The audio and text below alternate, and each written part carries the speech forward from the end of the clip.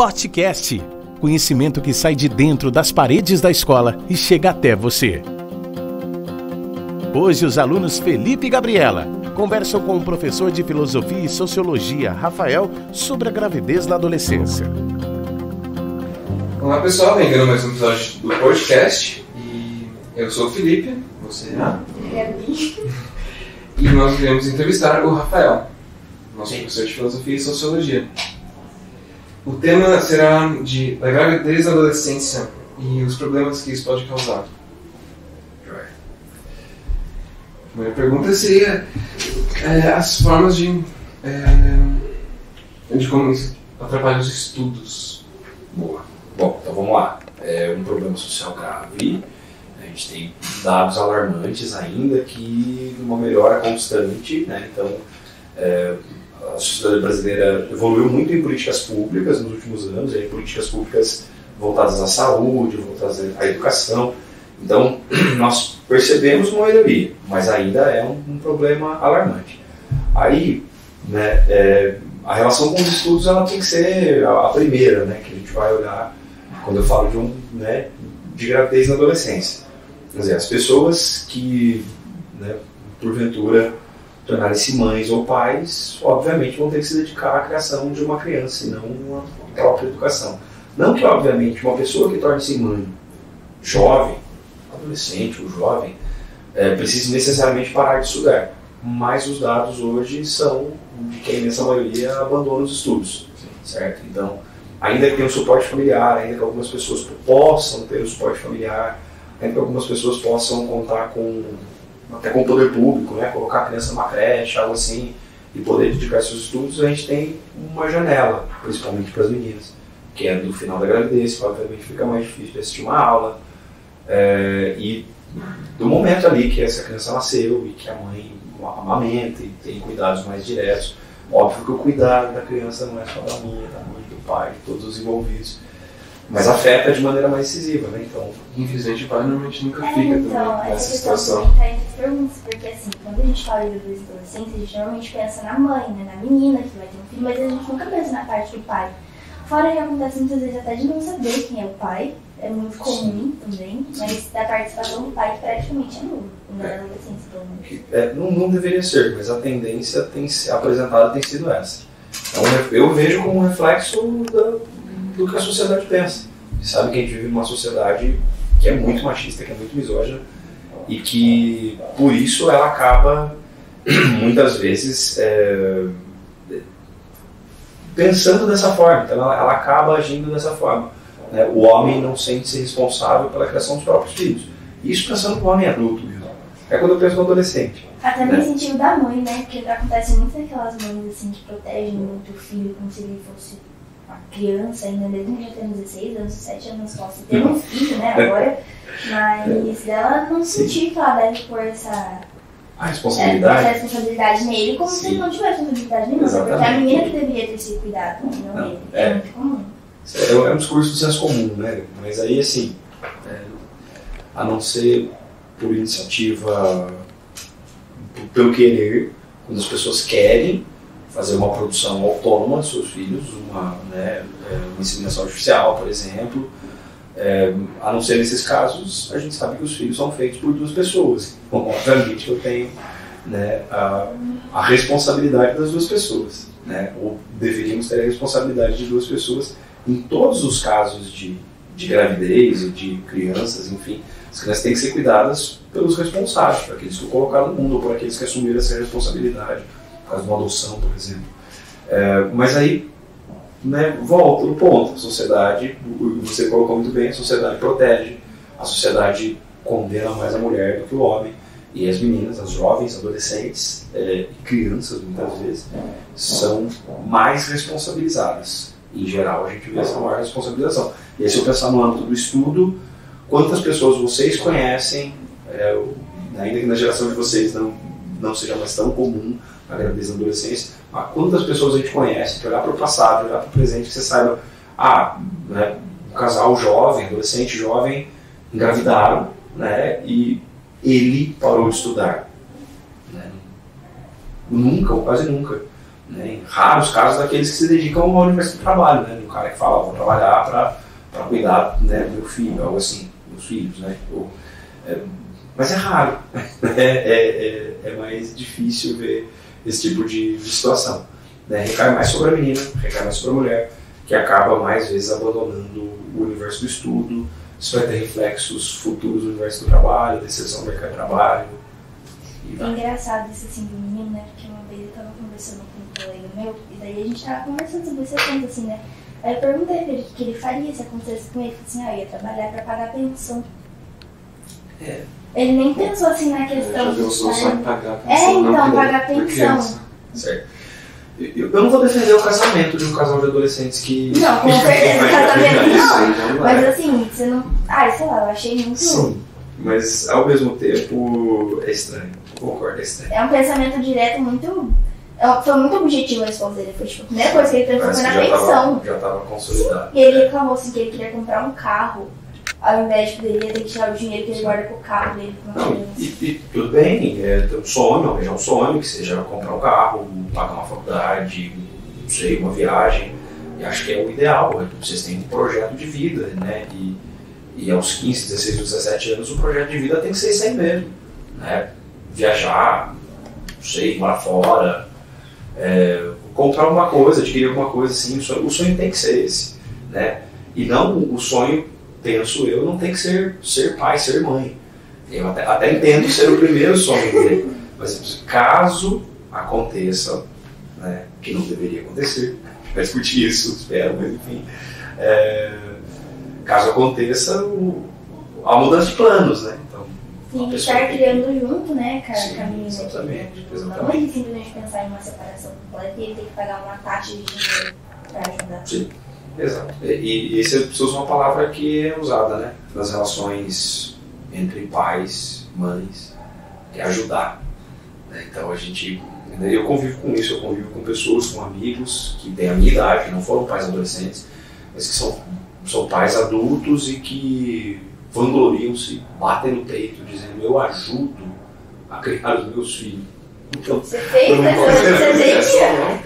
criar seus filhos. É o mínimo que se espera de uma pessoa que escolheu, né, ser pai, ser mãe. O mínimo que eu espero é que vocês cuidem dos seus filhos, que contribuam, que dividam responsabilidades, né? Responsabilidade é dividida, óbvio.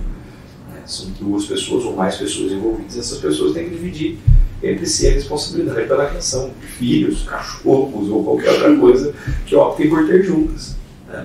Não faz sentido, não tem sentido lógico você comprar um carro em conjunto. Vou comprar um carro junto com o meu irmão, mas só ele vai pagar os impostos e eu vou dirigir, né? E abasteço de vez em quando. Então, se não tem sentido essa divisão, óbvio que a divisão de criação de crianças também não tem sentido.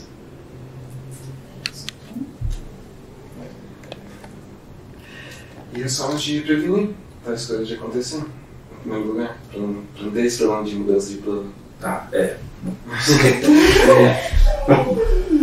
Na base por exemplo, da escola e dos pais, sim, alguns pais eles nem... Tem gente que não conversa na casa, né? É difícil isso. Porque algumas escolas... Aí saber disso na escola. Então, sim, com os colegas. Direito errado. Quando a gente pensa em prevenção à gravidez, a gente esquece que eu estou falando de prevenção à gravidez e de prevenção a doenças sexualmente transmissíveis. E que em termos de política pública, a gente tem política pública voltada para isso. A gente tem distribuição de preservativo em todo o posto de saúde, certo? Masculino, feminino. Existem programas de distribuição de anticoncepcionais e coisas do gênero. É distribuição mesmo, não é venda mais barato, nada disso, é distribuição. Existem vários programas voltados à contracepção, enfim, é isso. A ideia, a perspectiva é essa. Existe. O que falta é o acesso. Né? O que falta, e por que falta o acesso? Porque falta conhecimento. Então as pessoas não sabem, ou talvez fingem não saber, quais são, né, os métodos contraceptivos mais recomendados, certo? Ou podem muitas vezes não saber exatamente por desconhecimento, por falta de acesso à educação, e vocês tocaram no ponto fundamental, pela falta de informação dentro de casa, né? Agora, eu espero que pessoas como vocês, jovens do século XXI, que têm muito acesso à informação. Quando daqui muito tempo tiverem seus filhos, né? Quando tiverem seus filhos bem posterior à adolescência, eu espero que vocês dialoguem com eles, como eu espero dialogar com o meu quando for o momento correto, que não tem nem 4 anos aqui, então não é esse o assunto para criança. Se fazer que nem sua mãe jogar caixinha no top. Exatamente, já contei isso para vocês. Minha mãe, não quero ser vó, e deu camisinha para os filhos. Foi o único diálogo de educação sexual que tive com a minha mãe. Meu pai, nem isso.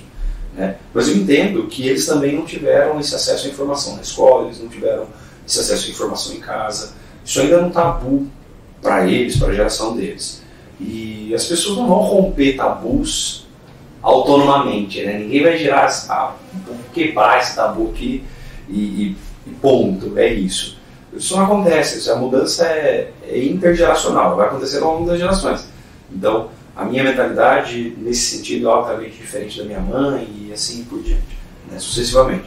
Então, eu entendo que torna-se mais fácil, torna-se mais tranquilo o acesso aos métodos contraceptivos, o acesso a, enfim, tudo aquilo que for possível.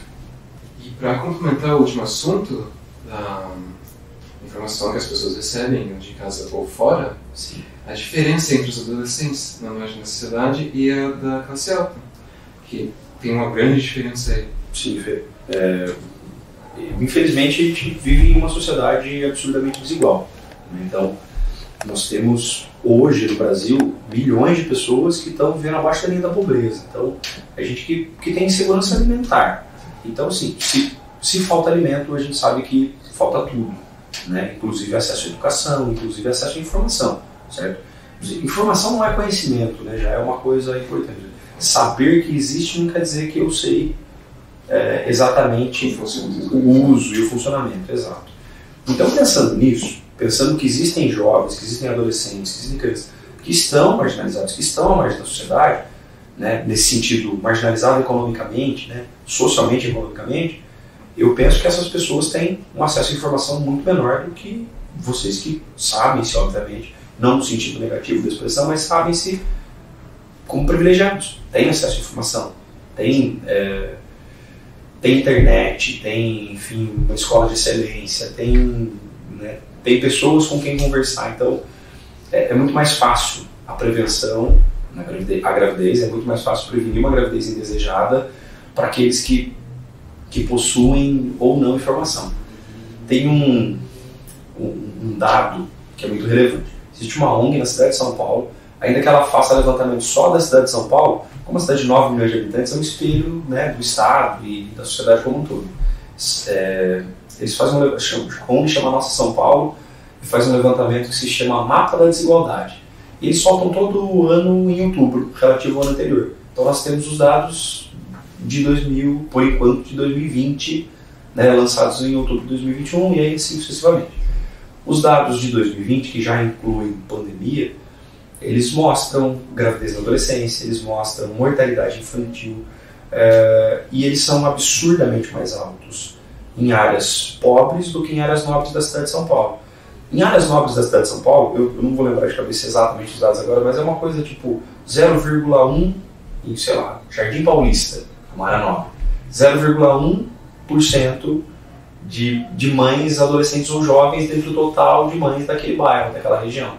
E aí você vai lá para o extremo sul de São Paulo, distrito de Marcilac, é 15%, 20% de mães jovens. Você tem mães jovens nessas regiões reincidentes, no segundo, no terceiro filho, né?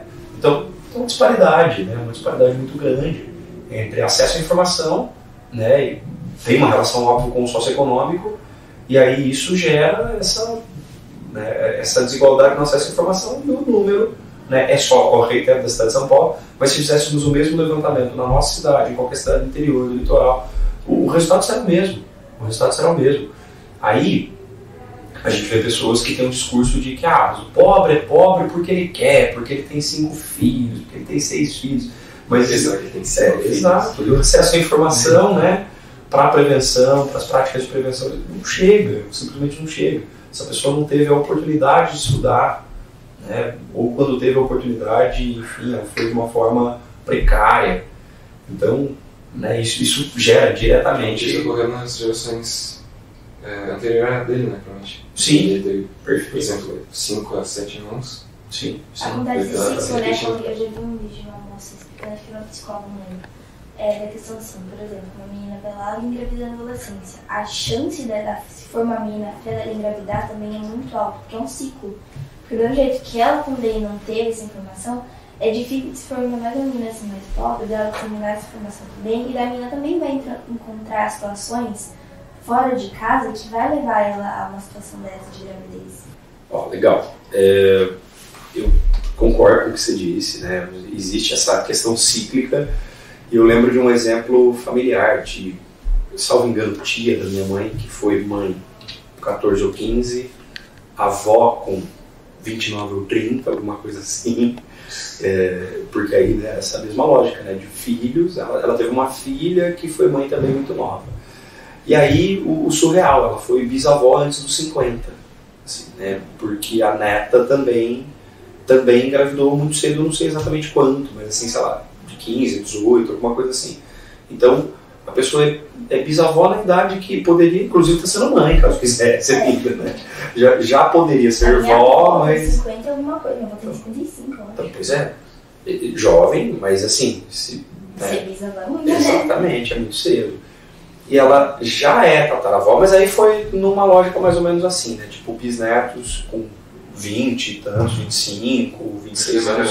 Né? Já houve uma... Né, descontinuou a lógica de todo mundo ser pai e mãe muito cedo. Mas ainda assim, torna-se cíclico, porque tudo aquilo que a gente vê, né, na vida de sociedade, assim, como reproduções mesmo, né? As pessoas que não têm acesso à informação não conseguem passar essa informação. E aí a coisa torna-se cíclica. Né? Na gravidez na adolescência, o uso de substâncias ilícitas, enfim, tudo isso acaba se tornando um problema, né, substancialmente repetitivo, como você falou. Eu concordo muito.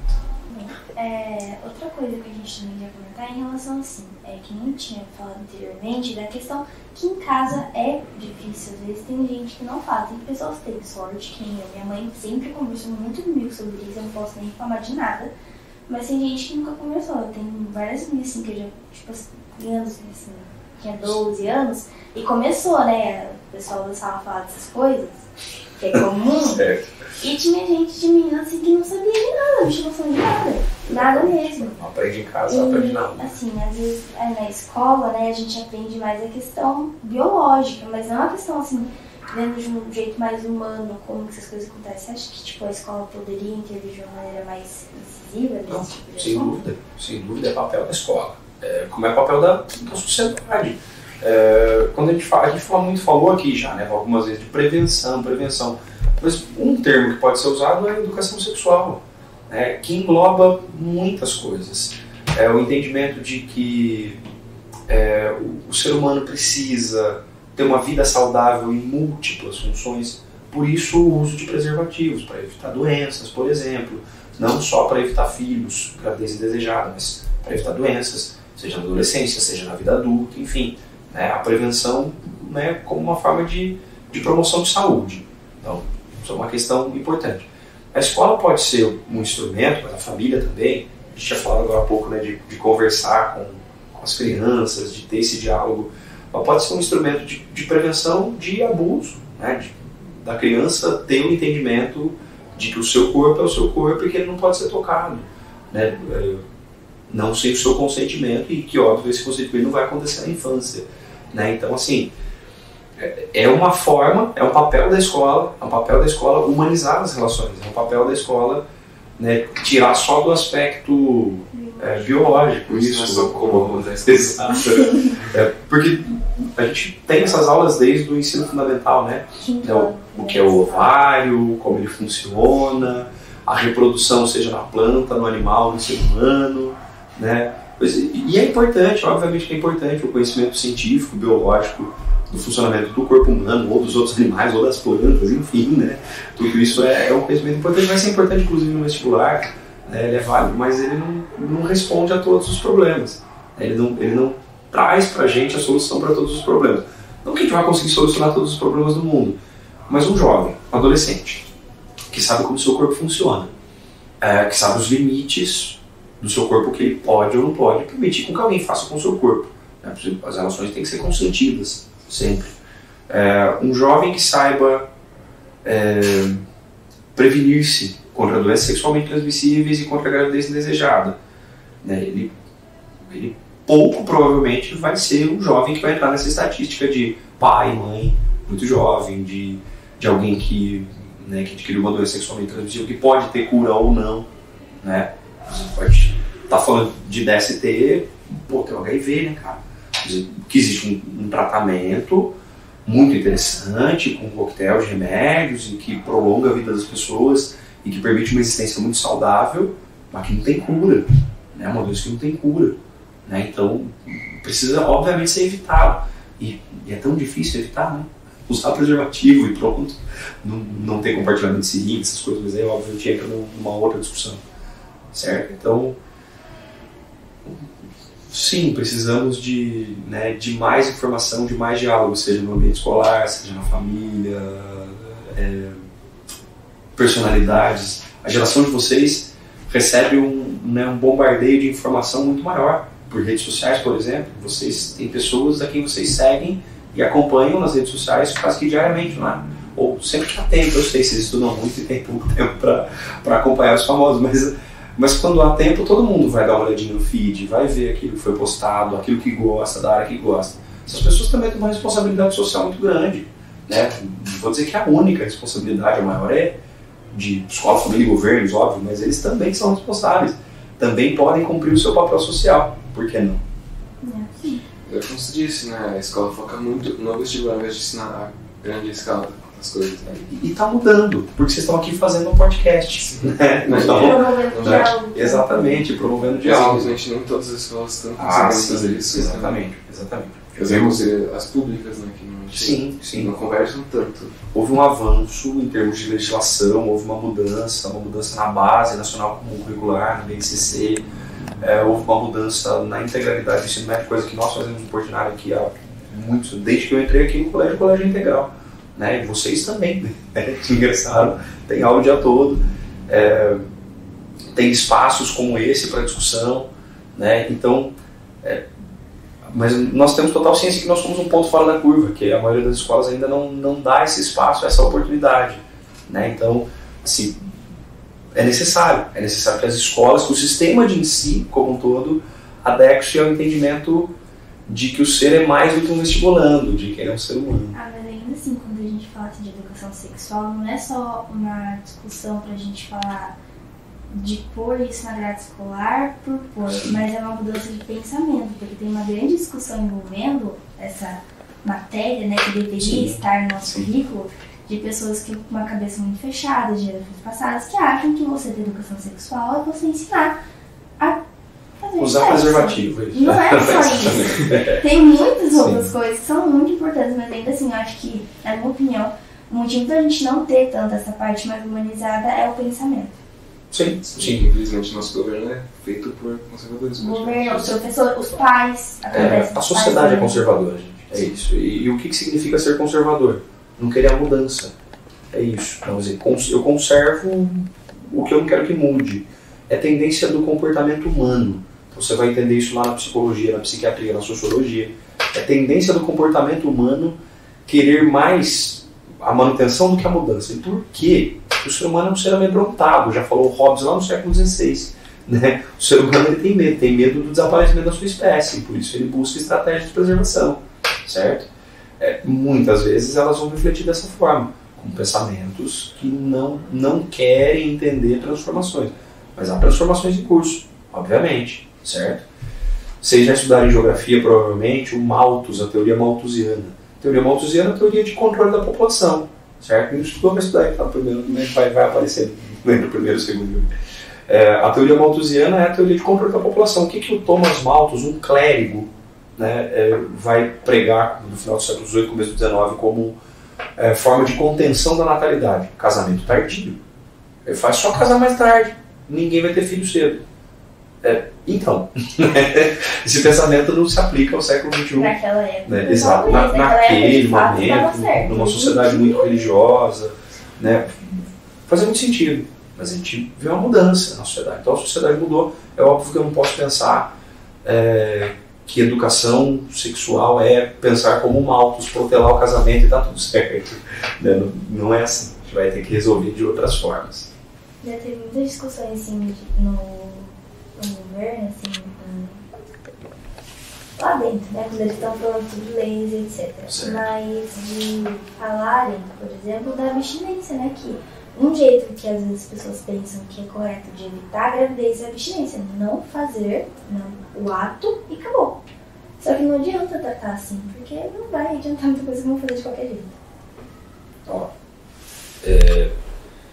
eu penso que a questão de como a gente discute, né, seja politicamente, socialmente, no ambiente escolar, as formas como a gente discute a prevenção, que muitas vezes sim, você tem razão, o discurso vai mais para evitar a relação sexual do que ensinar para as pessoas de como a coisa pode acontecer de maneira saudável, no momento correto. E o momento correto, óbvio, é do indivíduo, né? Cada um vai pensar o que é o momento correto, estar preparado física, psicologicamente, principalmente. Então isso é uma questão do indivíduo. Mas o indivíduo precisa da sociedade para entender, como o mundo funciona.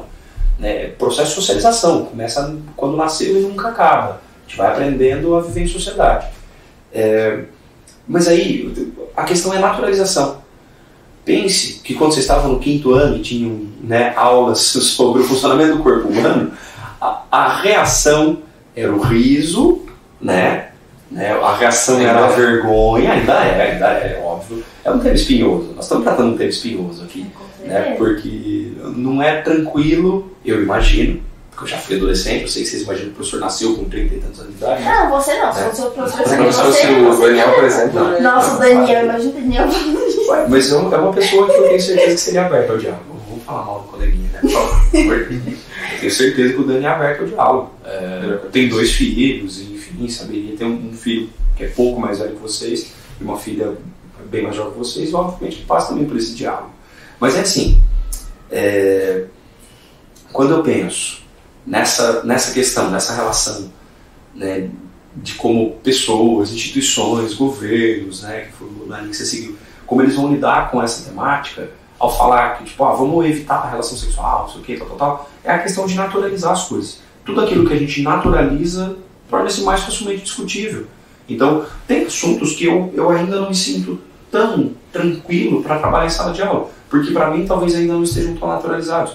Mas existem assuntos, vários outros, que, se eu tinha algum problema com eles, depois de dar aula sobre eles algumas vezes, eu não tenho mais problema nenhum, eu encaro numa boa. Eu, óbvio, entendo, estudo, procuro, preparo aulas para poder dar respostas que vocês estão precisando muitas vezes, certo? Ou ajudá-los a encontrar as respostas, que é o caminho melhor que dá as respostas, sobretudo quando o tema é esse. Assim, a questão é essa, da naturalização. Pensa, por exemplo, você, enquanto mulher, quantos diálogos você teve sobre menstruação com as pessoas que não fossem mulher, que não fosse a tua mãe, que não fossem amigas próximas?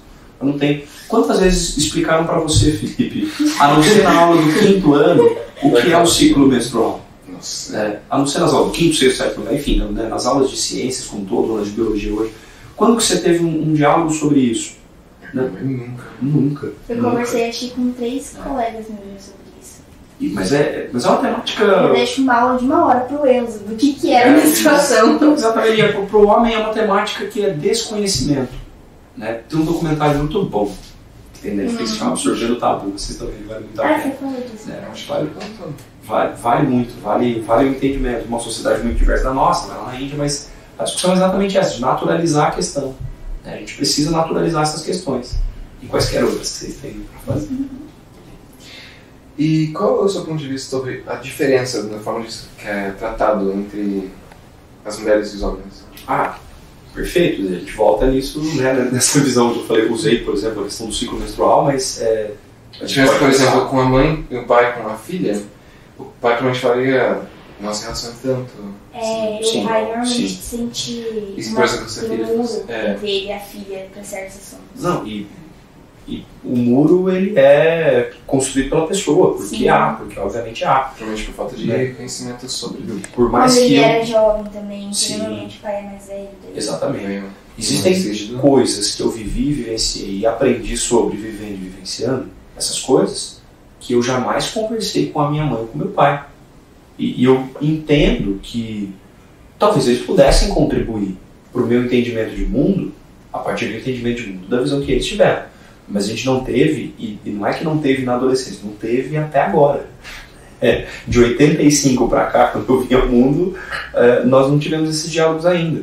Né? E por mim tudo bem, ok, eu acho que eu sou um homem adulto que aprendeu a entender-se, a entender os meus problemas e solucioná-los e tudo mais, mas entendo que teria sido muito mais fácil, né, se eu tivesse o diálogo dentro de casa. Né? Agora, alguns assuntos, né, algumas temáticas foram menos espinhosas, ou na minha cabeça são menos espinhosas, porque não aconteceu, mas alguns diálogos com o meu filho são menos espinhosos do que se eu tivesse uma filha. E é uma besteira, óbvio, está na minha cabeça, isso está na cabeça das pessoas. A gente precisa naturalizar, a gente precisa trazer o discurso de equidade, de igualdade que a gente prega dentro da sala de aula para a realidade, para a prática. Então as pessoas precisam conversar mais, elas precisam entender melhor o universo que os cerca, o universo que cerca os seus filhos e entender que isso é ajudar os seus filhos. Né? Ter conversas saudáveis sobre educação sexual, sobre prevenção de gravidez na adolescência, sobre tudo aquilo que cercam as pessoas, né? É entender que os filhos, penso eu, posso estar errado, mas penso eu que os filhos são criados para o mundo. Quer dizer, eu não moro com os meus pais já tem bastante tempo, né? Já tem mais de década que eu não moro com meus pais, e que, né, óbvio, muitos valores eles me passaram e tal, eles são utilizados até hoje. Né, e que, né, se não houvesse essa escala de valores, talvez eu tivesse problemas. Enfim, e que aí diálogos e discussões mais basilares mesmo, com a criança, com o adolescente, com o jovem, são necessários para preparar a pessoa para sair da gaiola. A gente não vai morar o resto das nossas vidas com os nossos pais. Assim esperamos vocês, jovens que querem conquistar o mundo, e os seus pais também, que estão doidos para ver vocês conquistarem o mundo. Sim, não tem nada a ver com o tema, mas acho que, por exemplo, uma família mais rígida, por exemplo, uma religião mais rígida, um catolicismo mais forte, eu trabalharia, por exemplo, o conhecimento.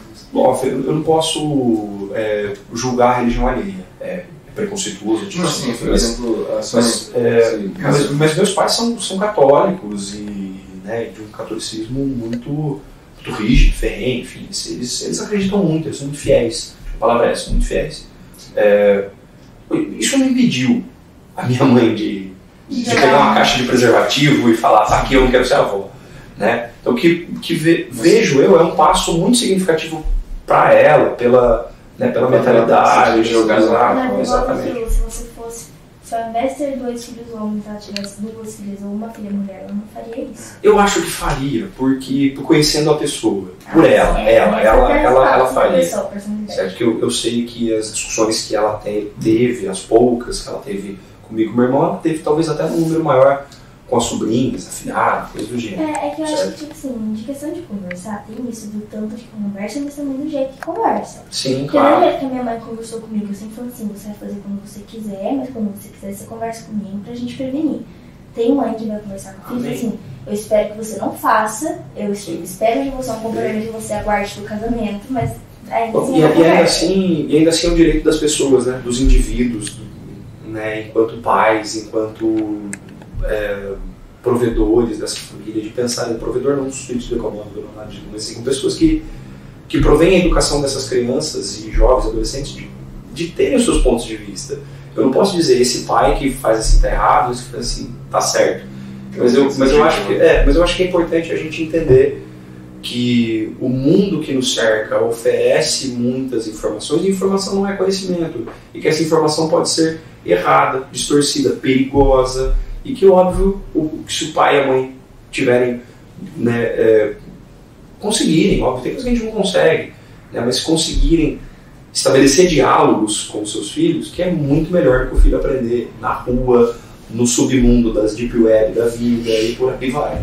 A gente passou aqui, acho que uns 30 minutos conversando e a conclusão de diálogo é o jeito. Exatamente. Estamos dialogando sempre e chegando a uma conversa completa, inclusive, não deixar meio louca. Perfeito, perfeito, exato. Para parar as arestas. Acho que toda conversa tem que ter esse sentido. Toda conversa tem que ser ampla e resolver, né? Resolver conflitos para que se evitem maiores conflitos no futuro, por exemplo. Né? Isso vale para relações internacionais, isso vale para o diálogo dentro de casa. É um casal que ele é feito dominante das gerações. Sim, perfeito. É isso. Show. E, encerrando o assunto, muito obrigado por ter vindo e aceitado o nosso convite. É um prazer, sempre que precisarem, estou por aí. Foi muito bom o diálogo. Valeu, obrigado a você também. Gostaram? Então compartilhem o conhecimento e sigam nossas redes sociais. Facebook, Portinari Colégio. Instagram, Colégio Portinari Avaré. Canal do YouTube, Portinari Avaré. E o Spotify, Podcast. Até o próximo podcast.